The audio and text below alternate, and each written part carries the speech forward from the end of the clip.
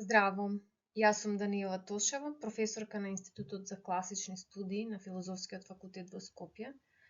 Во денешната видео презентација ќе зборувам за хеленистичката книжевност, некои општи работи, која што е дел од содржините на предметот античка лирика. А за античката лирика и за периодизацијата зборував во едно од претходните видеа, која што е насловена Античка лирика. Значи, денес ќе се запознаеме со тоа што е хеленизам и во кои временски и географски рамки може да го мапираме, кои се карактеристиките на хеленистичката книжевност и општо на таа епоха во целост. Што значи терминот хеленизам? Прво да го лоцирам во временски рамки и да ја мапираме територијата.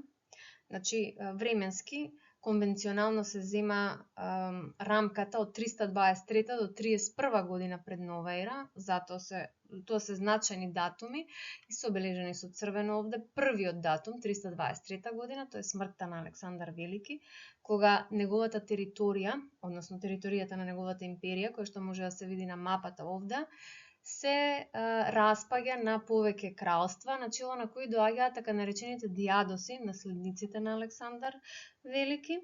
И со текот на вековите, значи, овие кралства паѓаат под римска власт.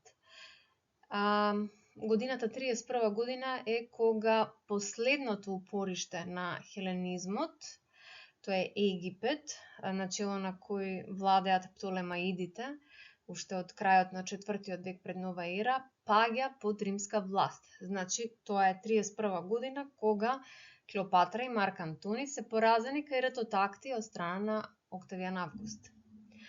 Територијата пак каде што цути оваа хеленистичка култура е територијата на империјата на Александар Велики.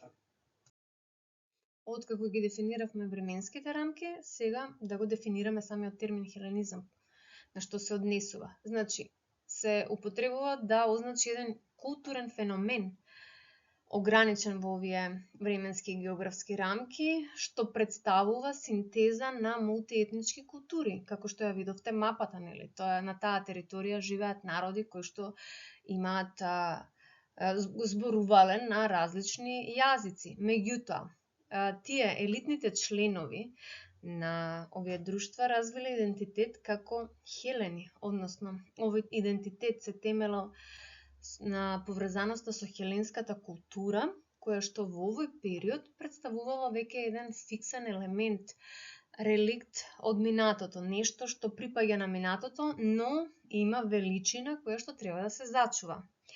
И овој феномен соодветно е проследен со еден заеднички јазик, тоа е којне диалектос, што значи заеднички диалект, односно тоа е грчкиот јазик кој што се темели на атичкиот говор. Значи тоа е којне диалектос и станува лингва франка во вековите што следуваат. Значи тоа е јазикот подоцна на кој е напишан и Новиот Завет. Од големо значење за хеленската култура и книжевност е градот Александрија, каде што владее династијата на Птолемаидите. Знаете дека после смртта на Александар Велики во Египет доаѓа Птолемај I Сотер, еден од неговите генерали, веројатно и негов роднина, кој што традицијата вели дека го закопал Александар во неговиот град Александрија, именуван по него, каде што претходно се наоѓало едно село Ракоти. Значи градот се гради по моделот на Хиподам од Милет, како што може да се види овдека на мапата, и меѓу другото, освен кралската палата, изграден е еден мусејон на библиотека. Мусејон во грчкиот јазик значи храм на музите, а музите се покровителки на уметностите и на науките. Така што ова е навистина храм на уметноста и на науките, затоа што тука се собрани, ги собира Птолемај I Сотер, потоа и Филаделф, неговиот наследник и така натаму, значи станува тоа традиција најзначајните умови од хеленската екумена, значи тие што зборуваат грчки, кои што ги собирале сите ракописи значајни за проучување, преведувале, едитирале, значи затоа се нарекуваат исфолијасти, пишуваат исфолии, споредувале, односно се занимавале навистина со филолошка работа. Тука се раѓа и терминот филологос, што значи љубител на зборот, што треба да се свати во една поширока смисла во периодот во кој се создава. Ова е само уште еден слайд да се види реконструкцијата како изгледала прибрежно Александрија со островот Фарос и со сите тие бродови што пристигнувале и носеле значајни ракописи во библиотеката Александриска, каде што се откупувале. Се смета дека библиотеката Александриска во одреден период во својот подем имала и околу 500.000 свитоци, но тоа за жал се уништува во пожарите што следуваат, од кои еден од најзначајните е во првиот век пред нова ера, кога се вели Гај Јули Кајсар го подметнал. Во периодот на хеленизмот се менува не само светогледот, туку општо и естетиката. И ова се однесува не само на книжевноста, туку на сите области од живењето, на сите уметности. Карактеристика за класичниот период се длабочината и грандиозноста, и тоа е нешто што се однесува на боговите. Значи се градат грандиозни храмови на боговите, додека луѓето живеат во многу поскромни живеалишта. Се градат и грандиозни статуи. Затоа од левата страна под класичниот период гледаме еден дворски храм со еден елегантен и поедноставен капител, кој е карактеристичен за тој период, додека во хеленистичкиот период веќе имаме поинакво устројство. Значи монархот е главен, се градат кралски палати, тоа е тој што ги привлекува околу себе учените луѓе, кои што ги финансира. Значи во овој период карактеристичен е тој модерен реализам, декадентноста, ученоста пред се на поетите. Значи немаме поети кои што се инспирирани просто од тхеаманија, како да речеме во архајскиот или класичниот период, туку тоа се луѓе кои што работат, учат, запознаени се со многу митови, приказни, до тогаш непознати за хеленската екумена. Меѓутоа, преку комуникација која што е многу поинтензивна во овој период, преку носење на ракописи од разни страни, запишување, тие се запознаваат со, да кажам, историјата на повеќе области, така што се зафаќаат не само со пишување на поезија, поеми, развивање на некои нови книжевни родови, туку се зафаќаат и со пишување на историја на одредени места. И овдека под хеленистичкиот период гледаме делот храм со коринтски столб, кој што е можеби покарактеристичен за овој период, особено понатаму за римскиот, затоа што е по-експресивен, значи по-раскошен, можеби поточно. Колку за споредба иде прво од да ја разгледаме пластичната уметност. Значи имаме божицата Атена од класичниот период, која што е представена, нели така, по-грандиозно, со една тешка драперија на себе. Ова се разбира римска реплика, ретко се хеленските статуи. А од десната страна имаме предната и задната страна од статуата на божицата Афродита. Тоа е хеленистичкиот период, што веќе голите тела, деталите во прикажување на телото, на облеката, значи сите тие нијанси се така усовршени, што навистина оној модерен реализам што го кажав претходно се однесува на пластичната уметност, на вајарството, па и во ликовната уметност, сликањето. Уште еден слајд да ја видиме разликата меѓу хеленистичката уметност и класичната уметност. Ако во класичниот период акцентот е на боговите и се представени величествено, сега местото го зафаќаат тие што се маргинализирани. Значи, во скулптурата може да видиме и во релиефите, значи барелиефите, во ликовната уметност, животни, деца, стари луѓе, нешто што претходно не се наоѓа. Не наоѓа место во уметноста. Втората слика, односно втората статуа што ја гледаме тука, детето како се игра со гуска, е нешто што е прикажано и во вториот мимијамб на хеленистичкиот поет Херода, кој живее во 3-тиот век пред нова ера. Тој во мимијамбот прикажува две жени како одат во храмот на Асклепи да жртвуваат и го разгледуваат храмот, значи тоа прават една екфраза, ги опишуваат уметничките дела што ги гледаат во храмот, меѓу нив се наоѓа и токму ваков тип на статуа, не велам дека е истата, затоа што има повеќе вакви статуи од хеленистичкиот период и римски реплики. Значи се воодушевуваат колку реалистично е прикажана. И не само ова, туку сите статуи и релиефи што ги гледаат во храмот, што го потврдува тоа дека овој период е период на модерен реализам. Во хеленистичката книжевност се менува и предметот на обработка, се разбира. Значи сега во фокусот се ликовите од секојдневниот живот, како робовите, работниците, средната граѓанска класа, деца, жени, постари лица, животни, сите тие што во претходниот период биле на маргините. Значи сега се во фокусот. Имаме обратна ситуација. Што се однесува до боговите и хероите, тие ретко се појавуваат, меѓутоа ги има во поезијата, само што честопати тие се хуманизирани, но не до ниво на пародија, туку добиваат статус на обични луѓе. Односно, стануваат не многу поразлични од граѓаните во хеленистичкото општество.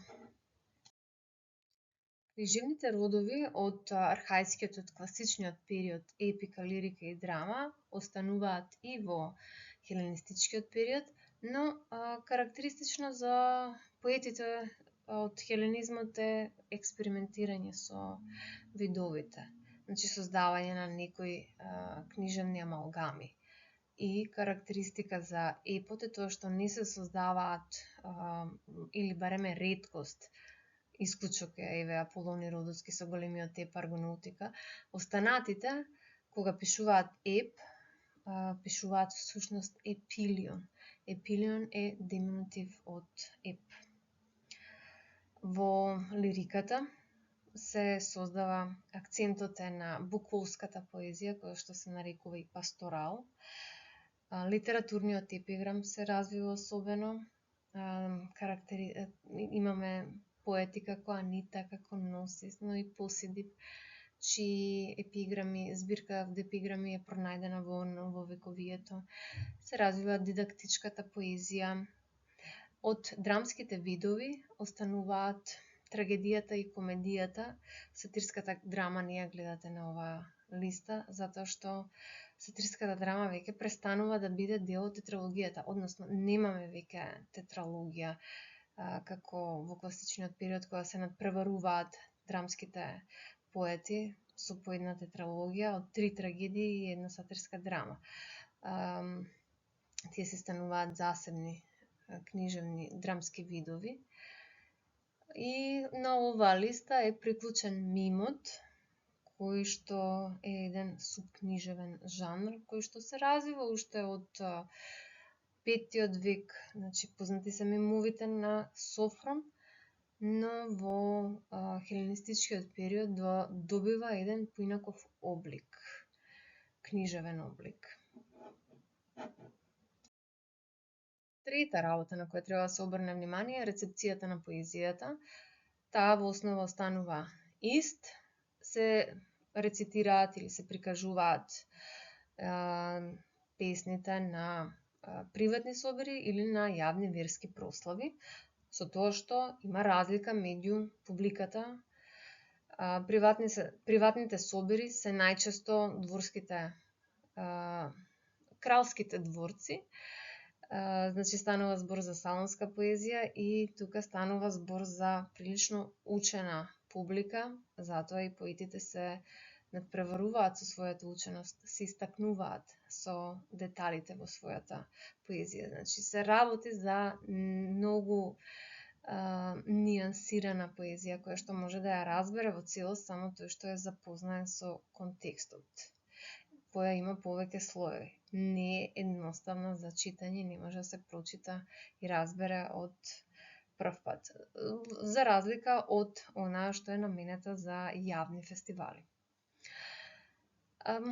Промените во однос на рецепцијата почнуваат да се најавуваат во втората половина на третиот век, тоа што се гледа во самата содржина на делата дека таа поезија веќе е и поезија за читање, не само за рецитирање, но начинот на читање на поезијата пред публика останува доминантен до крајот на антиката, затоа што книгите се пред се тешко се набавуваат.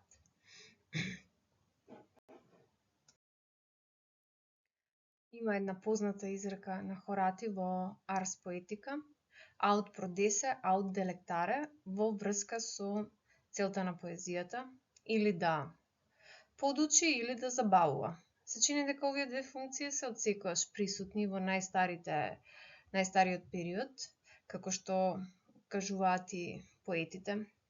Че целта на поезијата е пред се да забавува, да ги ослободи луѓето од секојдневието, и античката лирика, песна, е пред се перформанс во кој се вклучени сите сетила на публиката.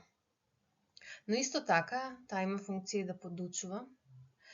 Тоа се гледа и во тоа што Хомеровите епови биле лектирата на која се подучувале младите луѓе.